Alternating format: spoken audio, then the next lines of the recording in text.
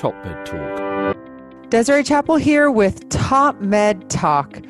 Top Med Talk is the broadcasting arm of EBPOM, or Evidence-Based Perioperative Medicine. Now, in response to the COVID-19 crisis, we have taken action. And in an effort to maintain social distancing as best we can, we have moved to virtual online conferencing.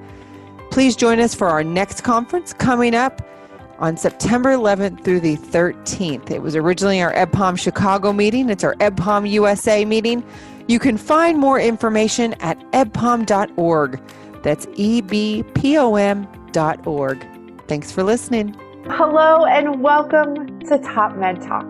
I'm your host, Desiree Chappell, and I'm joined by my co-host in London, England, Editor-in-Chief of Top Med Talk, Monty Mythen. Hello, Monty. How are you? I'm good, Desiree. Monty, it's kind of a mixed bag today because we really probably should be in sunny San Diego. Yeah, San Diego, one of my favorite cities in the USA. That sounds as though I spend far too much time traveling around, but I have been there a couple of times. Yeah. I really enjoyed it, and I'm sure it would be beautiful to be there today. Why would or should we be there, Desiree? We should be there for the American Association of Nurse Anesthetists 2020 Annual Congress. So it's kind of a shame. AANA. Yeah, the AANA. Their annual Congress this year had to pivot to virtual like most meetings. It's a huge meeting for them. Sometimes up to 5,000 delegates, I think, come to the meeting. So it's a really large meeting for us in nurse anesthesia. And I say us because I know that some of our Top Med Talk listeners probably know, but some new listeners may not know. I am a CRNA myself. And you may be asking yourself, what's a CRNA? Because this is a global podcast. A CRNA is a certified registered nurse anesthetist. So I'm a nurse trained to do anesthesia here, specifically in the U.S. I also am Vice President of Clinical Quality for Northstar, a new role that I just took on. So really interesting, all the different things that we can do in anesthesia for sure. But we pivoted as well. So when the AANA said they were going to a virtual meeting, Monty and I said, well, we'll be there right with you because that's what we do at Top Med Talk, right, Monty? Absolutely. So the virtual meeting, I think, it's got an interesting format, hasn't it, Desiree? I mean, we did our own virtual meeting recently, and we packed it into the usual sort of 2 or 3 day format and then made it accessible for on-demand watching. But I think the AANA has taken a slightly different approach. Yeah, I mean, they are still, they are doing pre-recordings as well, and a lot of live sessions that they are. But in addition to just the 3 or 4 days of content right now, they're really extending out on something that they're calling a digital pass that will extend far out, and the content will be made available till the end of the year. Great idea. Really great for them. Yeah, for sure. So part of what we're doing, again, because this is what we do on the podcast, I mean, normally we'd be in person talking to people at the meetings, talking to the key opinion leaders, the speakers, student representatives. We are doing that all virtually, and we're making that happen. So that's exciting for us. And we have that opportunity to do that right now. And so without further delay, I'd like to introduce our next guest from the AANA 2020 Virtual Annual Congress. They have recorded a presentation that's going to be going out here over the course of the meeting. And they're going to be talking about prevention of emergence delirium, and specifically in American veterans. And we'll be discussing best practice recommendations. So I'd like to introduce the panel today. First is Kristen Roman. Kristen, thank you so much for joining us. Hi, thank you so much for having me today. Yeah, so tell us a little bit about yourself, Kristen. I'm originally from Alaska. I spent some time on the East Coast and then finally came out to California. I'm currently a student in the doctoral program in nurse anesthesia at USC in my senior year. So this is actually part of our doctoral thesis project, was looking into this topic. Oh, fantastic. So you're almost done. When do you graduate? May 2021. Sweet. The end is so in close. sight. That's fantastic. Well, we're really excited to hear about this project that you guys did. So our next panelist and a colleague of yours is Jena Borgonia. Jena, so tell us a little bit about yourself. My name is Jena Borgonia. I am a student registered nurse anesthetist, also at the University of Southern California. I was born in the Philippines. I am a Canadian citizen, and I'm a proud California resident. I've been a nurse for 13 years, worked from nurse's aide to vocational nurse to associate's degree, and now I am at USC, and so proud to talk to you folks. Oh, that's fantastic. Awesome. And our last panelist is Ignacio Diaz. So Ignacio, why don't you join us? Yeah, so I'm born and raised here in LA, 15 minutes away from USC. Always wanted to be a Trojan, so lucky and blessed to be part of this program. I'm also a third year SRNA graduating in May 2021. So thanks for having us. Yeah, absolutely. Well, go ahead, Monty. I knew you were going to say something. What's this Trojan thing? Our mascot, the USC mascot's the Trojan. Okay, for which sport? For football. Football. Okay, that's the pointy ball football version. Yeah, Yeah. we got you. It's a global audience, and there's people listening from all over the world, and they'll be thinking, "What is he on about?" But right. So there we go. Also, the globe is rolling at our eyes at us. That is not. Yeah, football. So it's completely American. The local team that plays what we might call American football is called the Trojans. Yeah. Correct. Go Trojans. Well, just to dive right in, Kristen, can you tell us a little bit about the presentation that you guys put together based upon your doctoral thesis, what you guys did for the AANA? Sure. The impetus for this presentation actually started when I was a nursing student. I had the opportunity to shadow a CRNA at a veterans facility out here in California. And upon emergence, our patient was swinging and very aggressive. I'd never seen anything like it. We had to obviously intervene very quickly. And the CRNA I was with said that it was really common with that patient population to have that kind of emergence. And it was so startling to me that I thought there must be some way to prevent this or help the veterans, emerge out of anesthesia so that it wasn't such a traumatic experience. So then when I went to USC and we were presented with the possibility of doing a doctoral thesis, I kind of convinced Ignacio and Jena that this would be a great topic that might actually lend itself to helping an actual population out there that needs some good guidelines and good recommendations for treatment. Yeah, absolutely. Well, let's take it back just a little bit and talk about emergence delirium a little bit more. Jena, can you speak to that? Rates of emergence delirium, kind of what it is and then rates of it? Emergence delirium is an acute phenomenon where someone basically emerges out of general anesthesia in an agitated state, in a confused state. And there's also a form of emergence delirium that can be hypoactive. So some people become very withdrawn, but for the purposes of our project, we've focused on the hyperactive kind of emergence delirium. So someone wakes up from anesthesia and they are confused and trying to pull out lines, and I'm sure that every one of us here in this panel has experienced such a thing. It's difficult to estimate the rate of emergence delirium because it's not something that has a universal definition, and also not a lot. It's very difficult to gauge how would one even survey for that on a large scale. But the qualitative estimates that we've encountered in the literature is about 30% for the American military veterans. So American CRNAs have been polled, and they say about 30% of military veterans under their care experienced emergence delirium. So I can't vouch for the accuracy, and really, truly, it's hard to quantify. And as for PTSD itself, which is a huge contributor to emergence delirium, the lifetime prevalence for civilian Americans is about 7%. The lifetime prevalence of PTSD in the military population is about 10% as opposed to the 7%.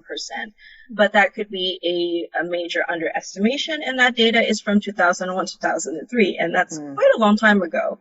So that's our best knowledge in regards to the prevalence of PTSD and emergence delirium. For me, just anecdotally, and I haven't seen the research on this, it's always your young males who are waking up like crazy. And actually pediatric patients first, they, it's just, they go through that excitable stage. It takes them a lot longer to come out of that. But then, in our adult population, it's like, if you got a 20-year-old guy who's buff, they're going to be coming off the table unless you do something to interact. What is this buff thing? Strong, Monty. Come on. Okay, gotcha. 20-year-old fit guy who, it's like the more muscle they have, the crazier they're going to be, during emergence. It's really, it's anecdotally, but that's kind of the stereotype. I hate to say it. Staying with the anecdotes for a moment there, Desiree, do you think that's irrespective of your choice of anesthetic cocktail? Mm-hmm. I don't know, guys, can Kristen, did you guys look at that? Inhalation versus TIVA? We did, definitely. So we actually were able to break down our project into preoperative interventions that can help alleviate the symptoms, intraoperative, and then postoperative, kind of what to do after it happens if you weren't able to prevent it. So yes, we did definitely look into TIVA versus volatile. There is some recommendation for TIVA, like a propofol infusion versus volatile, but honestly, the evidence is not particularly compelling between the two. It's more choice of pre-medications that make a really big difference. Benzodiazepines tend to be a major trigger for emergence delirium, especially with PTSD. Ignacio has a really great explanation on the pathophysiology of PTSD and emergence delirium that kind of makes sense when you then start talking about the drug interactions with our anatomy and our physiology. Yeah, well, Ignacio, tell us about that. So kind of diving in a little bit more into what PTSD is, according to the DSM-5, PTSD is diagnosed after a patient experiences some type of traumatic event, typically, either actual or perceived risk of death or injury, or also sexual assault. Then they typically, for at least a month, have re-experiencing of that traumatic event, avoidance of that particular stimuli, anything resembling that event, and then having some hyper-responsiveness, hyper-arousal to even benign stimuli. Now, PTSD is a known trigger for emergence delirium, or at least predisposes these patients to emergence delirium. And so you have to really look at what parts of the brain that PTSD affects. So it affects the amygdalocentric neurocircuitry. This comprises the hippocampus, I'm sure you guys know, is responsible for memories. The medial prefrontal cortex, which is responsible for like higher level of thought, behaviors, decision-making, stuff like that. And then you have the amygdala, which is responsible for the sympathetic fight or flight. This is typically what you see often in traumatic events. And so it's also responsible for your feelings of anxiety and excitation. So with PTSD, you actually have this chronic release of neurotransmitters, specifically like glutamate and NMDA receptors start to overfire. And so it actually causes a reduction in size in the medial prefrontal cortex and also the hippocampus. These two structures actually have an inhibitory effect on the amygdala. And so when a patient emerges from anesthesia, you typically rely on your hippocampus as well as your medial prefrontal cortex to start, absorbing the stimuli in the OR and contextualizing it. So realizing, this is a benign stimuli, this is a benign situation. But in these patients with a reduced size of both, you actually are unable to inhibit the amygdala. And so it actually runs wild. And so these patients who are already predisposed to feeling a threat to benign stimuli, now you're waking up with not just, pain, you're waking with an ET tube, you're waking up potentially hypoxic, hypercarbic. And so this causes that hyper-aggressive state. Sounds like one of Desiree's anesthetics there, is it? One of Monty's anesthetics. I thought we were supposed to avoid those things, but we got a great explanation. It was. Wow. That was a great explanation of that. Well, tell us, so this going in, and we do have a population of veterans that we're dealing with who, many more in recent years because of what's happening in the country are coming out with PTSD. So, again, I can't remember, Jen, if you had stated this, the rate of PTSD in veterans, and then, looking at surgery wise, kind of how we start dealing with that. So, Jen, talk about that? I wanted to add to my previous statement that when I said that the PTSD rates among military veterans is about 10%, that is a vast overgeneralization because every war and every patient population within military veterans has their own rate of PTSD, and of course the data varies, and so that is a vast underestimation and generalization, and I apologize for that, but that is indeed the limitation of our data. So to speak more to the relationship between PTSD and emergence delirium, as Ignacio said, PTSD is a huge risk factor for emergence delirium, and there is the possibility of experiencing flashbacks along with the emergence delirium, which is a terrifying state for the patient who is also a military veteran, and also poses a danger for us as providers and for the hospital staff as a whole.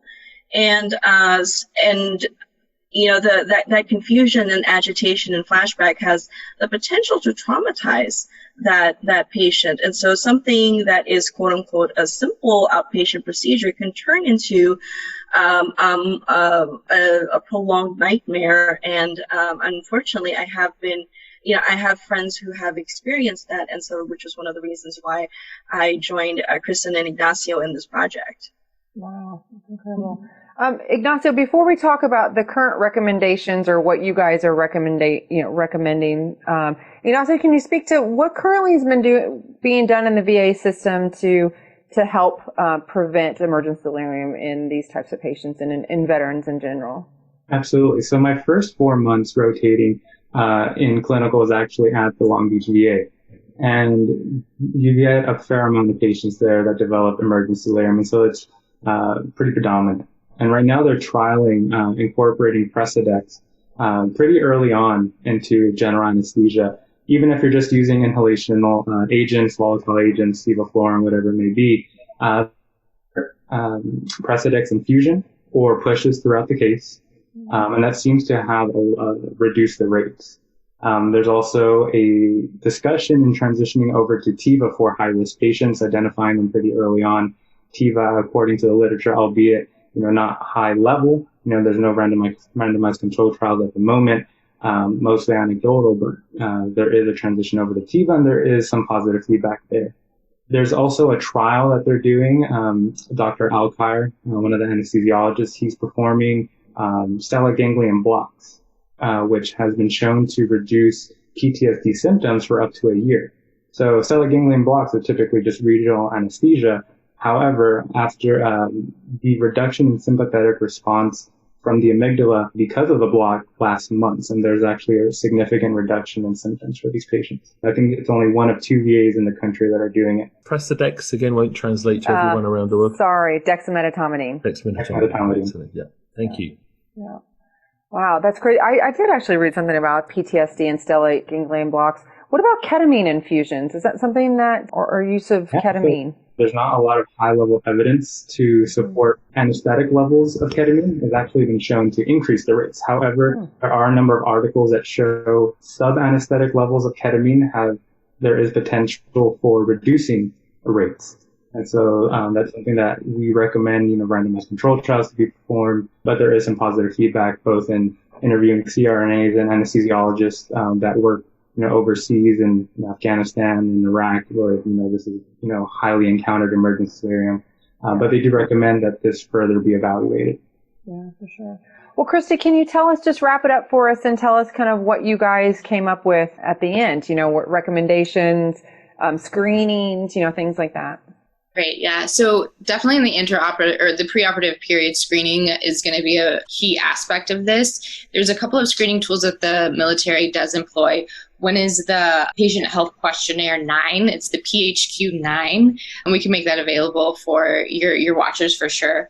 Another one is the State Trait Anxiety Survey, and that one is actually the most effective in the literature as far as we've seen as predicting emergence delirium for patients with PTSD. Anxiety preoperatively seems to be a very good indicator of how they will emerge. So we can make that available for your readers as well. Avoidance of benzodiazepines seems to be key also. That's preoperatively, intraoperatively, at any point in time, avoiding benzodiazepines as they tend to be a major trigger, especially avoiding them upon emergence delirium. So I think that if practitioners have a patient coming out swinging, a lot of times they want to reach for the Ativan or the midazolam, and that is proven to be one of the worst choices you can actually make, because it disorients the patient further and triggers that amygdala-centric reaction even more, and can actually make the emergence delirium worse. Mm-hmm. The use of dexmedetomidine is another thing. Like Ignacio said, intraoperatively as a drip or as pushes right before emergence is found to be useful. But then also, if you do have a patient waking up in an agitated state, using Precedex as that gap when you're trying to calm the patient down has been proven to be pretty effective, and really resolving the symptomology within 30 minutes and then being able to discharge the patient. So Precedex is something that we're very interested in promoting, and then also just encouraging other people to do more randomized controlled trials. Mm-hmm. Avoidance of any kind of noxious stimuli is also key. So noise, loud noises in the operating room, loud noises in the PACU is very important. We've already touched on pain, so the use of nerve blocks to avoid any kind of pain, use of opioids is also key. Trying to avoid any kind of noxious stimuli upon emergence. Having a friendly face at the bedside is also encouraged. Having someone to kind of ground that individual when they're waking up in this kind of confused in-between state can be key as well. Jena and Ignacio, have I left anything out here? You covered. Yeah, that's our thesis in a nutshell. Our 30 elevator pitch. Sorry. If I could, one of the things that I think Ignacio mentioned was, having an endotracheal tube in place at the time of emergence, which is very stimulating. Noxious stimuli. Exactly. And the question there is, I don't know where you stand on deeper extubation. I don't know where you stand on extubating to a laryngeal mask, which is much more common in Europe, to avoid the coughing and gagging on the tube. And one of the things you might get from dexmedetomidine is this remarkable tolerance of an endotracheal tube and the ability to communicate, which then goes away. You can ask people to take a deep breath and then the drug wears off and they don't remember they had the tube in. It's not like the benzo thing, which confuses the hell out of people. It's more the kind of, I'll take a breath for you if you ask nicely. Yeah. So where do we stand on that bit? That's a big question. Yeah, Ignacio. Go ahead, Ignacio. Yeah, so right now the literature doesn't evaluate whether deep extubation versus awake extubation versus, an extubation with, narcotics or LTA, lidocaine. That hasn't been evaluated, so I couldn't really speak to the literature on that. No, I was thinking the same thing though, Monty. That's what, kind of the deep extubation with the LMA is very common. Because the work I've done has been mainly with the published work I've done with PTSD in particular, has been with the critically ill patient, where the incidence for patients who've been long-term critically ill of post-traumatic stress disorder is extremely disturbingly high. But it manifests itself in a different way, because I think the thing that was traumatic and to the individual, i.e. being critically ill and sedated and emergence, is probably quite different, you would suggest, to the military experience. So you can kind of see why you might end up with a different type of individual who's been through a very different experience that might associate many of the factors with emergence from anesthesia with something they may have been exposed to before, but not as an anesthetic. Crazy environments, lying down, horrible things happening. So great, really important work. Really important. Yeah, it is. One last question before we wrap up was that you recommended dexmedetomidine. If some people don't have access to Dex in practice and you can't get it really quickly, and if you have somebody that's kind of come off the table and you didn't realize this was actually happening, are there any other drugs that we could use that work pretty well? I mean, propofol is kind of my always go to if I don't have anything else, and just kind of put them back down again. Let's start the whole thing. Let's start emergence all over again, kind of thing. Were there any other recommendations there? I think propofol is anecdotally going to be the second choice for people to kind of reawaken the patient with in a better environment with a less noxious stimuli if you can, coaching them slowly awake, and you might have a better chance with that if you do put them back to sleep with a propofol. Yeah. Okay. Cool. All right, guys. Wonderful work. Wow, this is really fascinating, and I'm so glad that you're doing it. It's much needed. Monty, did you have a... Yeah, with just our usual caveats about the fact that this is really important work. It's the things that were discussed with regards to how you might mitigate some of the problems are ongoing research. Yeah. So we mustn't leave people thinking that we know it's exactly the right thing to do. I think we're very confident that avoiding benzos is a good idea. Yes. And we're very confident that waking somebody up as peachy as possible is a great idea. And dexmedetomidine sounds like a good idea, but I don't think we've proven it yet. Yeah. But it's important ongoing work. But I think that the screening tool is great, and to have something else in our armament is always great, especially dealing with anything that we can screen for anxiety. We know that also causes issues with pain control and other anesthetic issues that we deal with on a daily basis. So fantastic work, you guys. Congratulations. You are in the final stretch, that last little bit of anesthesia school. And once you get this DNP project under your belt, it's smooth sailing there. So that is fantastic. Thank you so much for listening to Top Med Talk. You can always find us on social media, Twitter, Facebook, LinkedIn, and we are at topmedtalk.com. So if you want to hear this conversation or any of the other ones from the AANA 2020 Annual Virtual Congress, or any other conversations that we've had on the podcast, you can check us out there. Guys, congratulations. Great work. Keep it up. Cheers. Thank you so much. Top Med Talk. Nick Majerison here. Thanks for downloading Top Med Talk. Top Med Talk is the broadcasting arm of EBPOM, Evidence-Based Perioperative Medicine. EBPOM has been advocating perioperative medicine for many years now, using the traditional conference circuit, where people have attended meetings from all over the world and heard some of the latest information. However, in the face of the COVID crisis, EBPOM took a bold decision. We've transposed the entire conferencing experience into an online experience. Carbon-friendly conferencing. The latest information, the latest talks, the hottest experts, the most incisive analysis, and even the socialising. We've got it all covered as EBPOM goes virtual.